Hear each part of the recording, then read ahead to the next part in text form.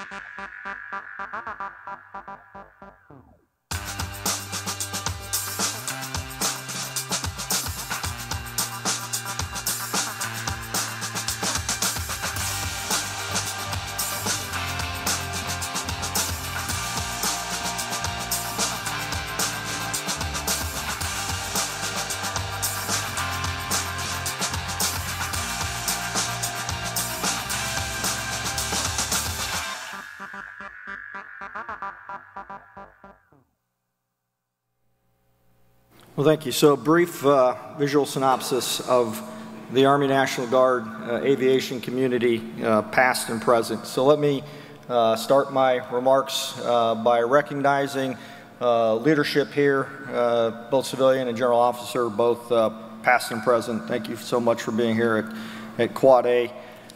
This first slide is how I look at Army National Guard evolution over the past 40 to 50 years. I think it's important, as I'm recognizing senior leaders here, that as you look up there at Army Guard 2.5 and Army Guard 3.0, you know, in the audience is Major General Retired Fred Reese, who kind of led us through 2.5. Thank you so much, Fred.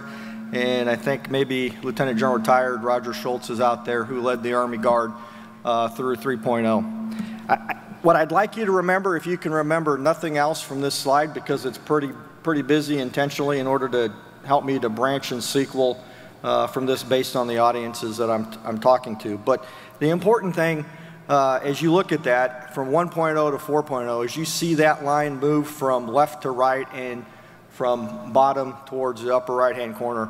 1.0, my personal observation, the Army National Guard was the strategic reserve of the nation at that point in time. In the black boxes, you can see the size of the three components of the United States Army at the general time period.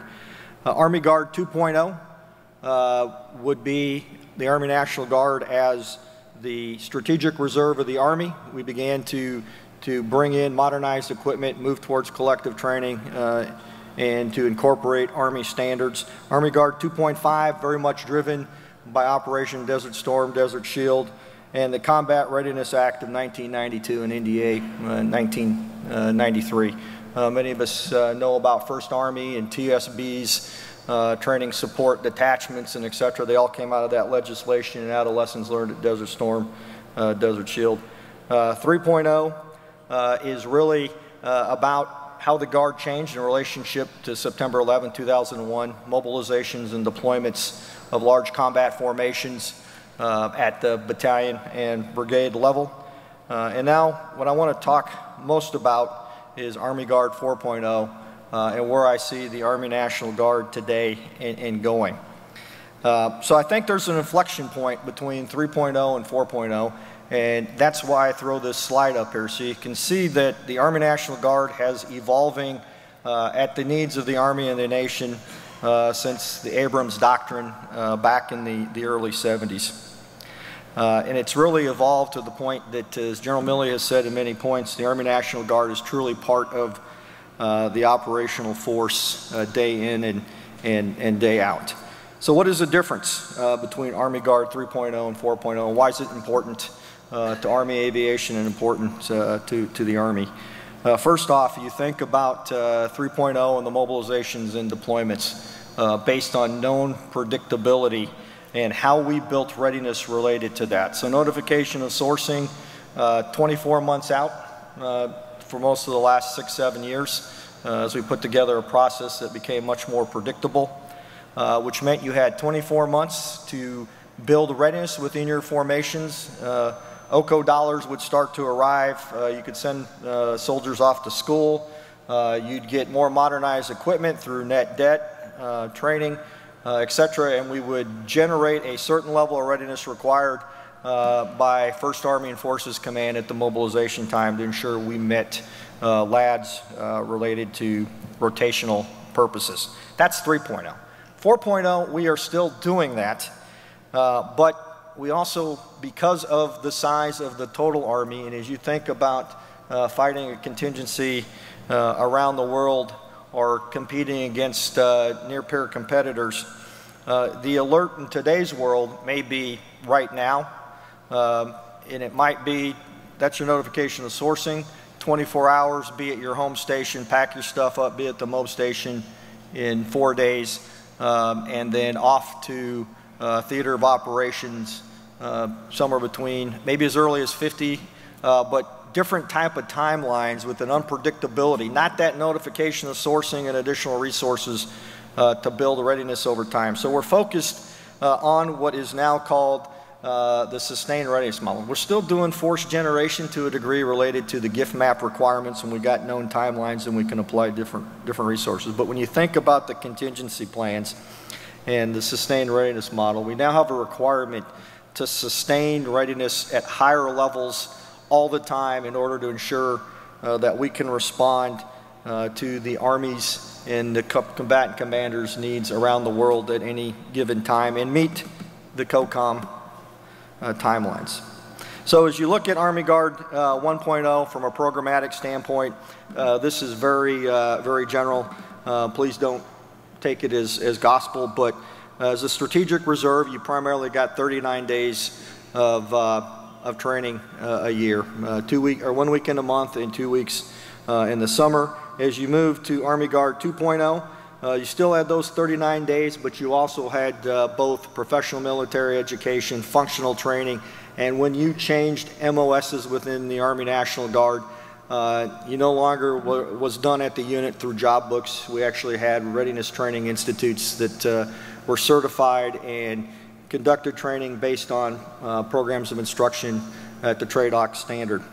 So that was additive. 2.5, the 39 days, plus the school, plus additional collective training for what were known as the Enhanced Separate Brigade, the combat brigade teams, and the force support pool of enablers that we all put together. An additive of 2.5 was also that training Title 11 team that came along that was resident at that time with the FSP in the ESB units, RTDs and RTBs and etc. 3.0, when we became part of the operational reserve based on rotational purposes, 39 days, plus schools, plus pre-mob training, plus post-mob training, and then mobilization, as we all know, as the Army Force Generation model. And then Army Guard 4.0, 39 days, plus schools, plus pre-mob, mob for those named operations, gift map, etc. And then plus we've now built a pool of urgent units that we put on shorter timelines in order to ensure higher levels of readiness. 4-year models, always at platoon level proficiency, and ramping up to battalion or up to company level proficiency maneuver, and staffs trained at the level organized.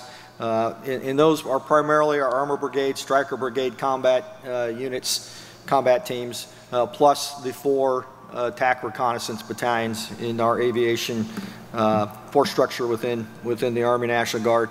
Another thing to note as part of 4.0 is we now do, beginning this year, 4 combat training center rotations within the Army National Guard, 2 at the National Training Center, 2 at the JRTC, 278 ABCT, moving currently to the National Training Center, and off to the JRTC is the 48th IBCT out of Georgia.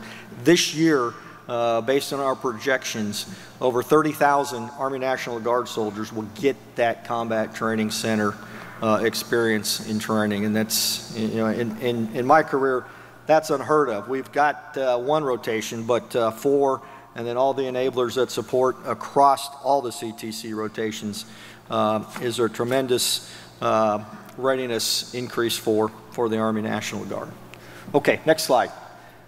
So this one, like any good staff, I built my 4.0 slide, so my aviation team developed this slide. They're around here, they can probably talk more details than I can, but let me talk you through how I see Army aviation through Army Guard 1.0 to 4.0. Mostly 3, and I'll get in 4 a little bit later. So 1.0 was largely based off of a reservoir of Vietnam era veterans who came back and joined our Army National Guard formations. They were primarily focused on instrument training and requirements.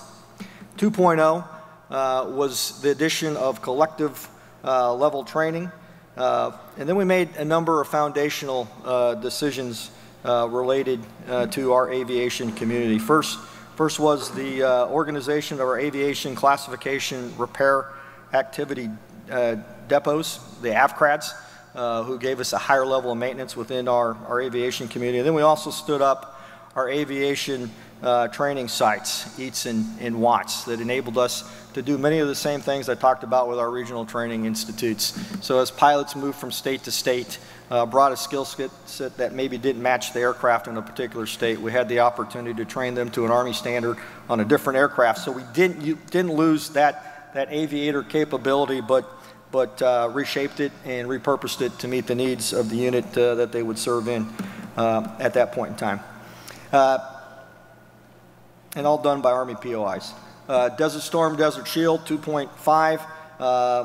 You know, we did mobilize some certain capabilities, primarily air traffic control and medevac pretty heavily. And then there was this growth in the DISCA portion of counter drug, which we did in support of governors and local law enforcement. 2.5 also saw us transition from Cobras to Apaches, and we began to increase our fleet of Blackhawks and Chinooks within the Army National Guard. And then 3.0, September 11, 2001, since then, so we've turned in during that period our last LUH-1 from the District of Columbia Army National Guard. We began to modernize our UH-60 and 64 fleets to various levels, and then we introduced the LUH-72 that is a heavy lifter for us in the counter drug as well as the domestic response to our governors in times of needs. The other important thing after September 11, 2001 was the mobilization. So instead of mobilizing small units and capabilities in support of primarily the Balkans and maybe a medevac company at the highest level, we began, because of the Army's needs, to mobilize and deploy at battalion and then at combat aviation brigade level with the Texas 36 Combat Aviation Brigade, I think in the 2005-2006 level. We also, because of the way we were mobilizing and deploying, a lot of cross-leveling and unit plugs in order to get us into mobilization requirements and to develop the readiness. That's part of what we're trying not to have to do anymore, particularly in our urgent units where we authorize them to be at 118% strength in order to achieve a P1 without any cross-leveling or unit plugs from other formations. Because they're on a 4-year model, we got 4 Apache battalions, 1 each year, and the other ones are generating the readiness. The other thing that came about in Army Guard 3.0 time period was Budget Control Act, which hit our readiness significantly unless you were mobilizing and deploying. The divestiture of the OH-58, which was a significant hiccup, not just in the Army Guard, but the Army. Many of you know it led to the Aviation Restructure Initiative, which for my foxhole was not our finest hour as a total Army, but you know, like a family, we have gotten through it. We're pulling back together, and we will continue to focus on a total Army posture well into the future. All right, now the team wanted me to show my Army 4.0 video, so we'll go ahead and pop that one up. Thank you. I'm Lieutenant General Tim Kadavy, Director of the Army National Guard, and I want to talk to you about the crucial role you play in the future of our Army National Guard team. Over the past 16 years, many of you warriors have deployed to battle or supported operations in one way or another. And at the same time, you continue to support and respond to your communities, and for that, you have my deepest and most profound respect. The world is changing, and we must evolve with it. While terrorism and failing states will continue to threaten our nation, we may face more dangerous threats. America's leadership role is being challenged by aggressive and sophisticated potential adversaries. Throughout our proud history, the Army National Guard has gone through numerous changes. Today, we are once again at that point where our organization must adapt. As we grow into the new force the Army and nation needs, we must improve the way we train and organize. Our Army National Guard 4.0 focuses on resources, training, and personnel. We will remain a part-time force, but in many cases, 1 weekend a month and 2 weeks a summer during a year will not prepare us for the challenges we will face. Certain units will conduct additional training. Opportunities to improve will emerge during our evolution, and I promise you we will take advantage of those opportunities. The most important thing, however, is that we do this together as one team. So what do extra training days mean for me? Will I be able to finish school on time? What do I tell my boss? I just got a promotion and a whole new set of responsibilities. And how long will I need to be away from my family?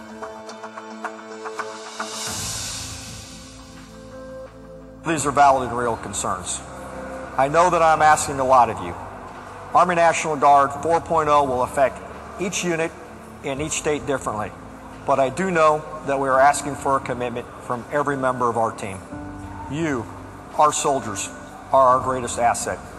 Due to the increasing threats and challenges to America, the organization needs your continued leadership, experience, and most of all, continued service.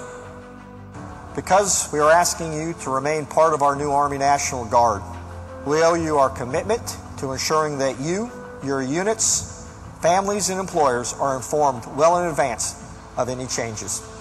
We are working at the national level and within the states to develop incentives and compensation that recognizes your level of service and sacrifice to the nation and to the Army. How do I talk to people about this who are not in the Guard? How do I help people understand why this is important? You can find these resources designed to help you answer these questions at nationalguard.mil. And remember, the purpose of our nation's Army is to fight and win our nation's wars. And when we're not fighting, we're preparing to fight and win our nation's war. This is why we are committed to establishing predictability and providing the resources you need to be successful on the battlefield. Most importantly, your civilian and military leadership is there to help answer many of your questions and guide you through this transformation. We value your commitment and sacrifice on behalf of our great nation. We appreciate your service to our governors and states.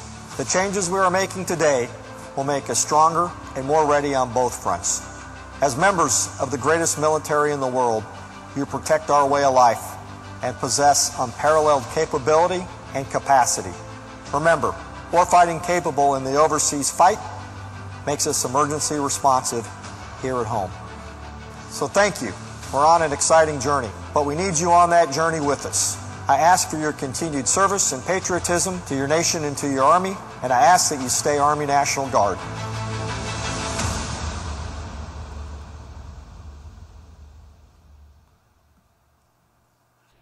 Okay, so that's kind of our way of talking to our soldiers and families and employers to explain to them the difference between Army Guard 3.0 and Army Guard 4.0.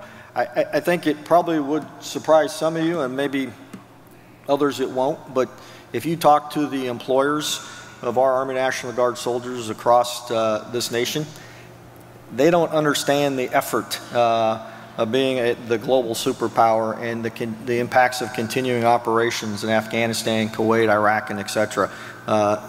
They don't understand that there is still a warfight going on and will continue into the future.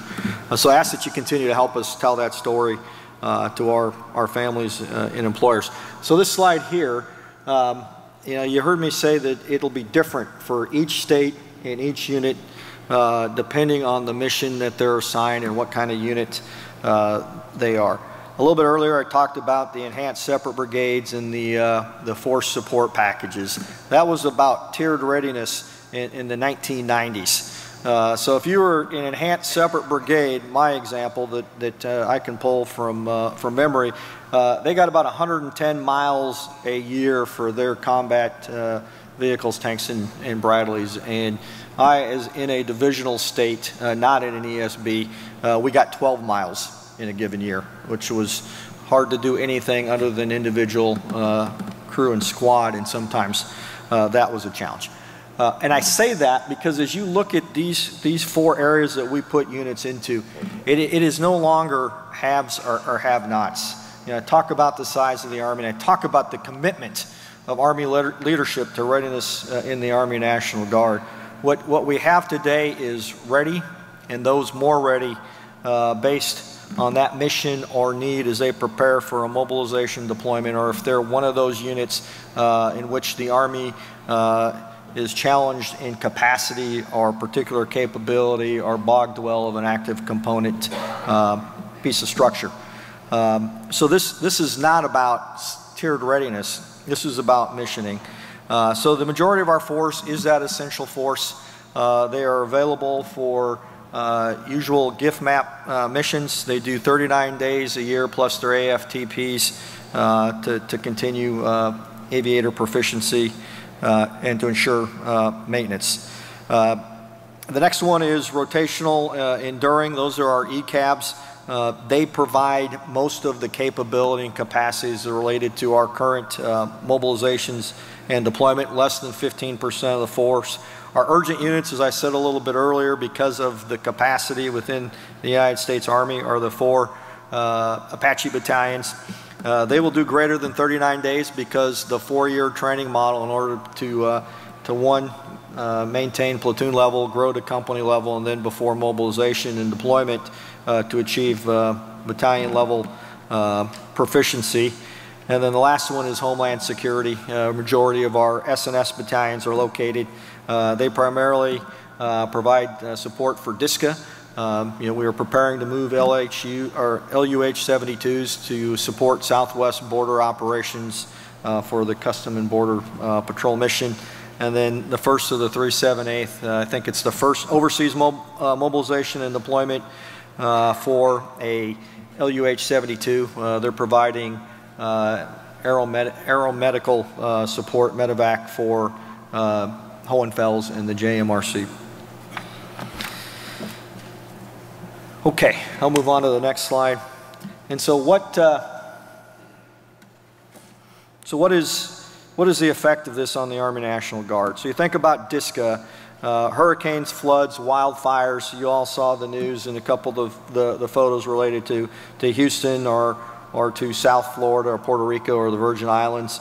I think we all know the UH-60 and the CH-47 fleets are the true workhorses from the aviation standpoint in response to search and rescue, and then as our communities move to recover. We talked a little bit about evolving threat, near-peer competitors, which require us to have more readiness in certain units in order to ensure contingencies.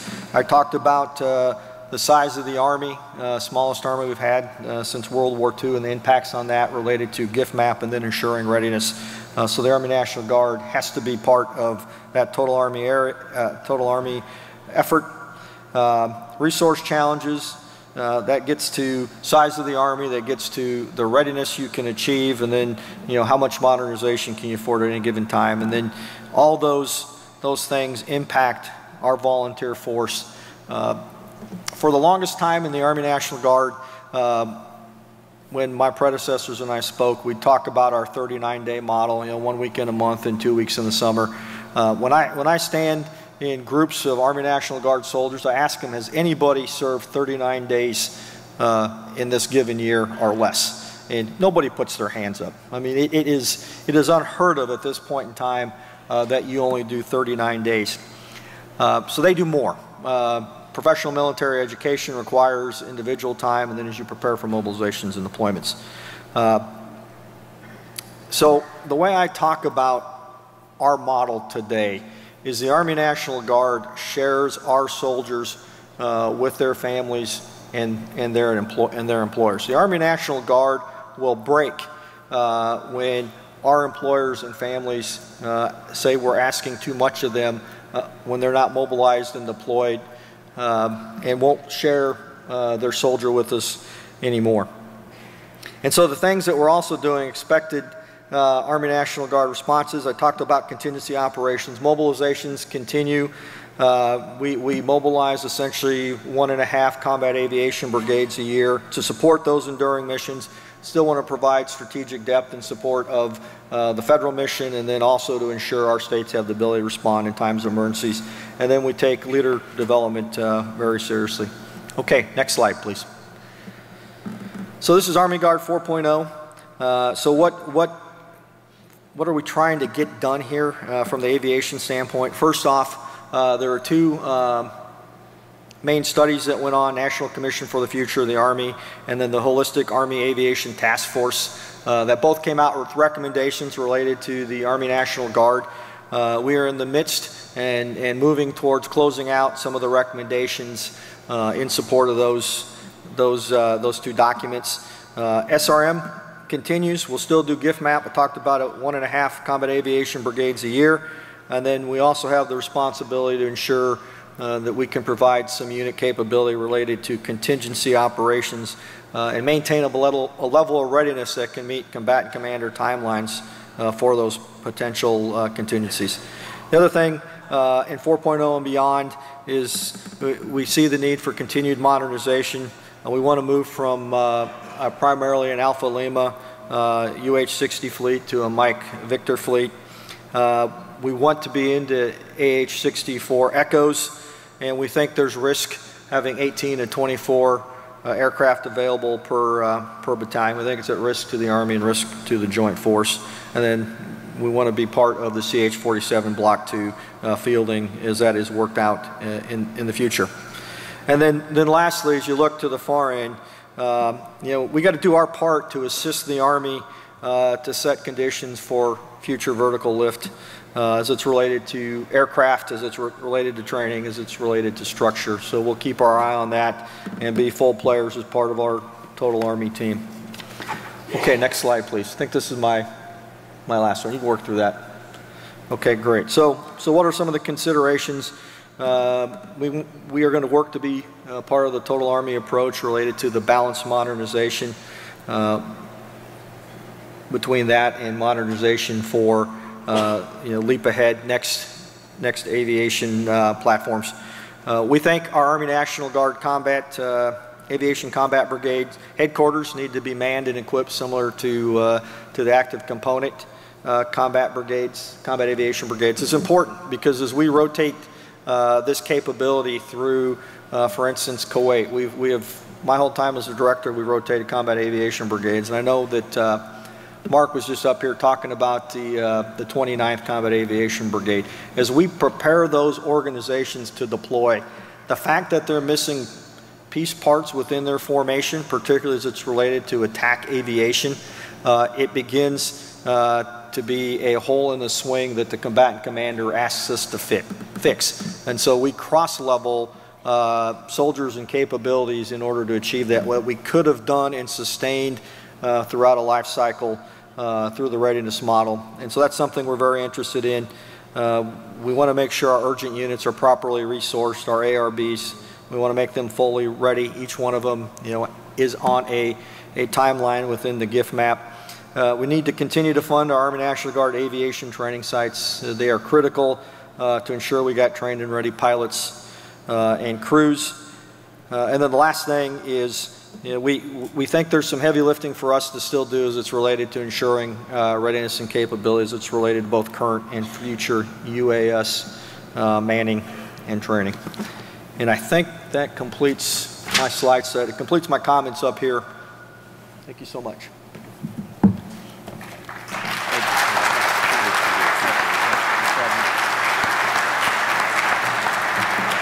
Well, thank you, General Kadavy, for bringing us up to speed on the National Guard Future and Aviation Combat Power